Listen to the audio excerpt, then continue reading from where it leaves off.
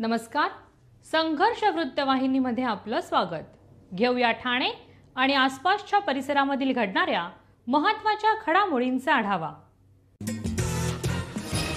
ठाणे महानगरपालिकेतर्फे आंतरराष्ट्रीय जैवविविधता दिनाच्या निमित्ताने गुरुवारी सकाळी स्वच्छता मोहीम तसेच स्वच्छताविषयक जागृती करणाऱ्या पथनाट्याचं आयोजन करण्यात आलं होतं. या मोहिमेत नागरिक मोठ्या संख्येने सहभागी झाले होते. यावेळी स्वच्छतेविषयी शपथ घेण्यात आली. कोपरी येथील अष्टविनायक चौक, चेंदणी कोळीवाडा, स्वामी समर्थ मठ या परिसरात स्वच्छता मोहिमेचं आयोजन करण्यात आलं होतं. या मोहिमेची सुरुवात जनजागृती करणाऱ्या रॅलीने झाली. या रॅलीत स्थानिक नागरिक, स्वच्छता कर्मचारी, महापालिकेचे अधिकारी मोठ्या संख्येने सहभागी झाले होते. त्यानंतर वृक्षारोपण करण्यात आले. तसेच ऑर्नट या संस्थेच्या कलाकारांनी स्वच्छतेविषयी जागृती करणारे पथनाट्य देखील येथे सादर केले. या मोहिमेत ठाणे पूर्व येथील ज्येष्ठ नागरिक समूह, स्वराज महिला मंडळ, स्वराज सामाजिक संस्था, स्वामी समर्थ मठ सेवेकरी, योग ग्रुप, मिडबंदर रोड, चेंदणी कोळीवाडा, समाज आर्ट ऑफ लिव्हिंग, इको क्रांती, मनोहर चव्हाण, स्वप्नील कोळी, अरुण राजगुरू सहभागी झाले होते. त्याचबरोबर या प्रसंगी आरोग्य अधिकारी डॉक्टर राणी शिंदे यांच्या उपस्थितीत सर्व नागरिकांनी स्वच्छतेची शपथ घेतली. त्यांच्यासह मुख्य स्वच्छता निरीक्षक मयुरी वाखरिया, शंभूराज कांबळे, उपमुख्य स्वच्छता निरीक्षक लक्ष्मण पुरी, स्वच्छता निरीक्षक मुकेश नेसवणकर, सुनील जगताप, अजय जगताप, संजू रणदिवे इत्यादी सहभागी झाले होते. त्याचबरोबर ठाणे महानगरपालिका कर्मचाऱ्यांसाठी पथनाट्य देखील यावेळी सादर करण्यात आले. त्यावेळी देखील स्वच्छतेची शपथ या ठिकाणी घेण्यात आली. घनकचरा व्यवस्थापन विभाग, ठाणे रेडिओ यांच्या संयुक्त विद्यमाने पर्यावरण संवर्धनाचे काम करणाऱ्यांच्या मुलाखतीही घेण्यात येत आहेत. गुरुवारी त्या मालिकेचा आरंभ हिरवं स्वप्न या संस्थेचे संस्थापक अनिल वाघ आणि प्रभाराव यांची पर्यावरण संवर्धनातील त्यांच्या कार्याचा परिचय करून देणाऱ्या मुलाखतीने झाला. ठाणे महानगरपालिकेचे मालमत्ता कर म्हणजेच प्रॉपर्टी टॅक्स भरण्याचे आवाहन. सन 2022-23 या आर्थिक वर्षाचे मालमत्ता कराचे म्हणजेच प्रॉपर्टी टॅक्सचे बिल ठाणेकर करदात्यांना महापालिकेमार्फत आर्थिक वर्षाच्या सुरुवातीस म्हणजेच माहे एप्रिल 2022 मध्ये देण्यात आलेले आहे. तथापि अद्यापही काही करदात्यांनी मालमत्ता कर महापालिकेकडे जमा केलेला नाही. सध्या आर्थिक वर्षाचा अंतिम टप्पा सुरू झाला आहे. मालमत्ता कर वसुलीसाठी महापालिकेतर्फे कडक कारवाई हाती घेण्यात आली आहे.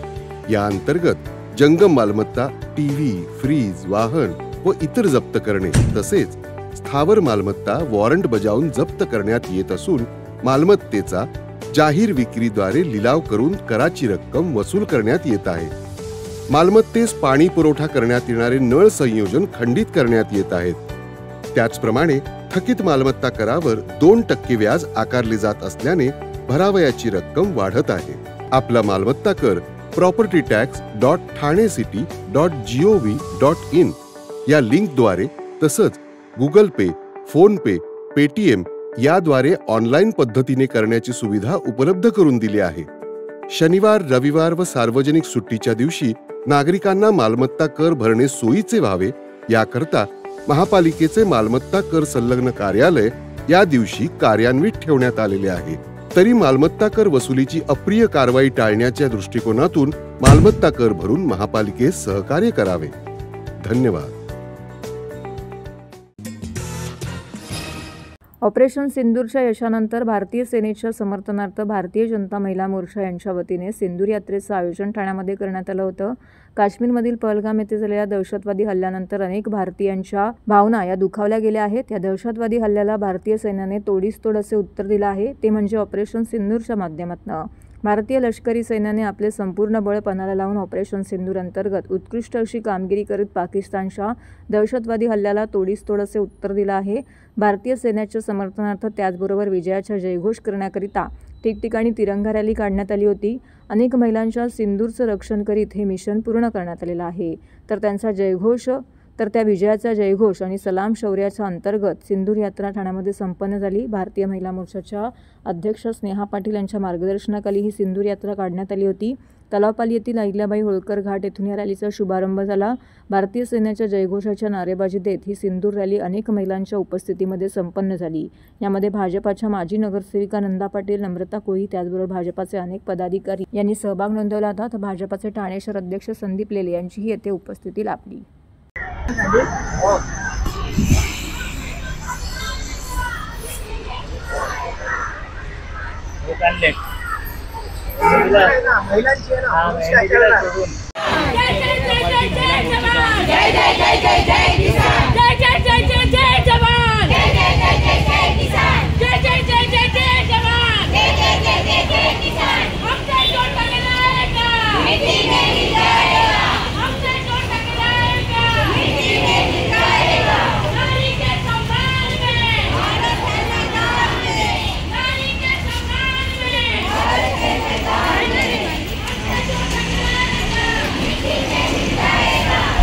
आपण काही दिवसापूर्वी पाहिलं असेल की जो पाकिस्ताननी जो भ्याड हल्ला केलेला आहे त्याच्या प्रत्युत्तर म्हणून आज आम्ही फक्त भाजपा तर पूर्ण भाजपाच्या महिला उतरलेल्याच आहेत. जे पाकिस्ताननी जे केलंय, जे त्या आतंकवाद्यांनी केले, जे सगळ्यांना जे नवीन संसार उद्ध्वस्त केलेत, घरं उद्ध्वस्त केलेत, लोकांना मारलेलं आहे त्या हल्ल्यामध्ये, त्याचं जे आपल्या भारतीय सेनेनी आणि आपल्या मोदीजींनी जे प्रत्युत्तर दिलं, तर त्याच्यासाठी म्हणून आम्ही इथे उतरून त्यांचं एक कौतुक करण्यासाठी आज आम्ही ही सिंदूर यात्रा काढलेली आहे. आणि ह्या सिंदूर यात्रेचा अजून एक असं आम्ही मेसेज देतोय की आम्ही भारतीय सेनेबरोबर पण आहोत आणि ज्यांच्याबरोबर ही वाईट कृती झालेली आहे, आम्ही सगळ्या महिला, आपल्या देशाच्या सगळ्या महिला त्यांच्यासोबत आहेत.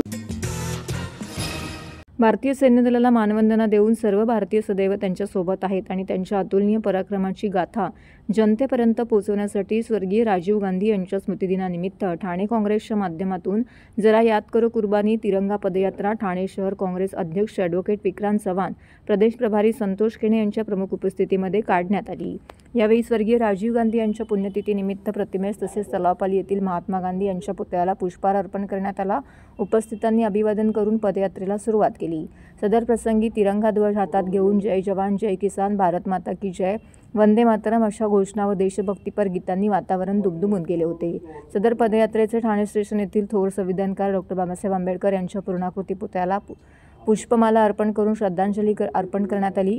यावेळी उपस्थितांना विक्रांत चव्हाण यांनी संबोधित केले. यावेळी बोलताना त्यांनी सांगितलं की भारताचे तत्कालीन पंतप्रधान पंडित जवाहरलाल नेहरू, लालबहादूर शास्त्री, श्रीमती इंदिराजी गांधी यांच्या काळात पाकिस्तानबरोबर झालेल्या विजयी युद्धाच्या घटनांचा परामर्श घेतला. भारताने पाकिस्तानला कसे पराभूत केले याची माहिती दिली. पहलगामच्या दुर्दैवी घटनेत नाहक बळी गेलेले पर्यटक व ऑपरेशन सिंदूरच्या माध्यमातून शहीद झालेले सैनिक यांनी भावपूर्ण श्रद्धांजली वाहिली. यावेळी स्वर्गीय राजीव गांधी यांच्या पुण्यतिथीनिमित्त त्यांच्या राजकीय कर्तृत्वाबद्दल स्मृती जागृत केल्या.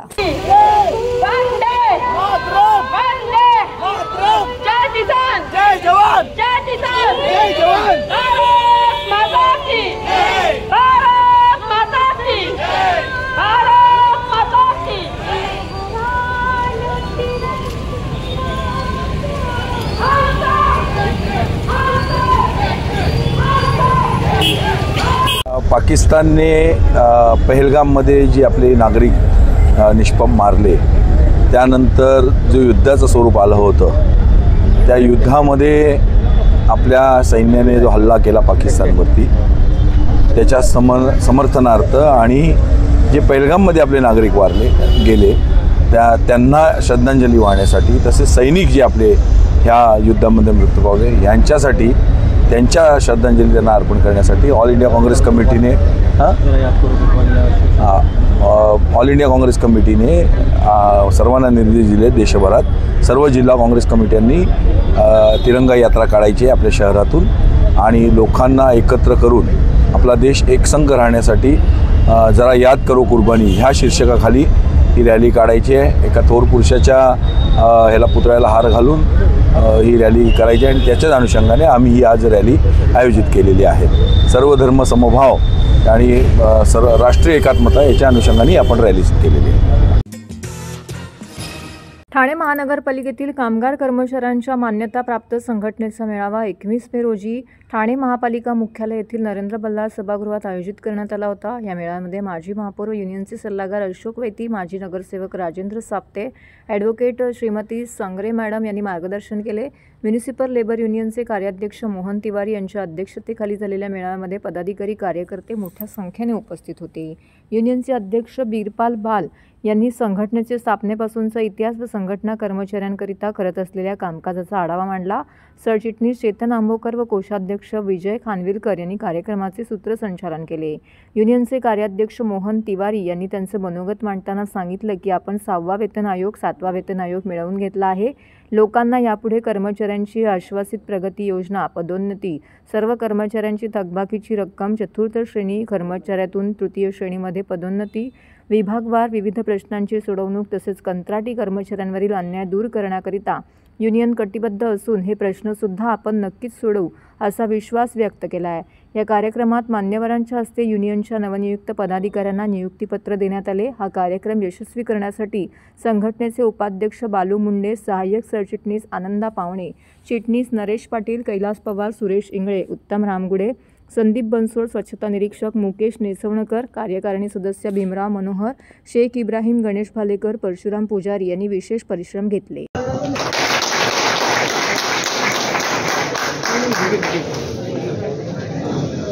मॅडम इकडे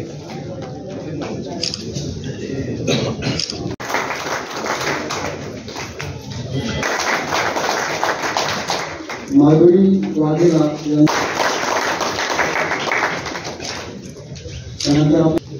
अभिनंदन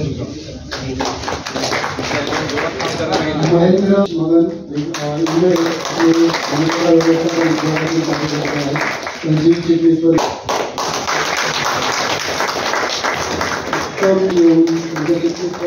नियुक्तीपत्र स्वीकारायचं आहे। माझ्यावर सतत असतात आणि पुढच्या कामामध्ये माझ्यावर कंटाळी थोडा पडला।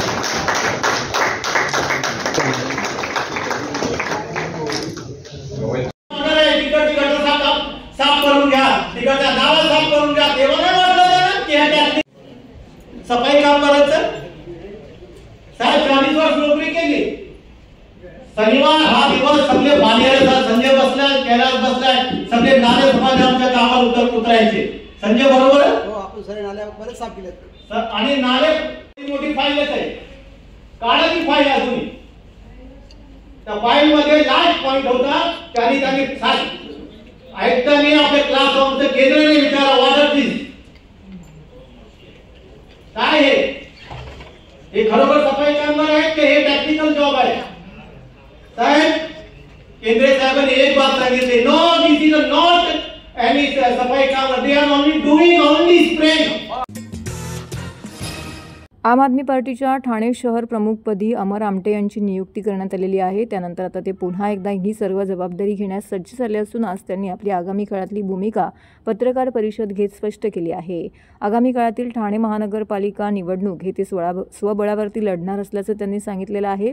त्याचबरोबर ठाणे शहरामध्ये मोठ्या प्रमाणामध्ये सध्या भ्रष्टाचार झालेला आहे। पावसाळ्याचे पाणी साठून अनेक ठिकाणी मोठ्या प्रमाणामध्ये नागरिकांना त्याचा त्रास सहन करावा लागतोय। एवढंच नव्हे तर नावापुरता जनता दरबार लोकांना दाखवण्यासाठी घेतला जातोय, केवळ कार्यकर्त्यांना गोळा करायचं आणि तिथे बसायचं, मात्र प्रत्यक्षात कोणत्याही प्रकारच्या जनतेच्या समस्यांचं निवारण होत नसल्याची टीका या ठिकाणी अमर आमटे यांनी केलेली आहे।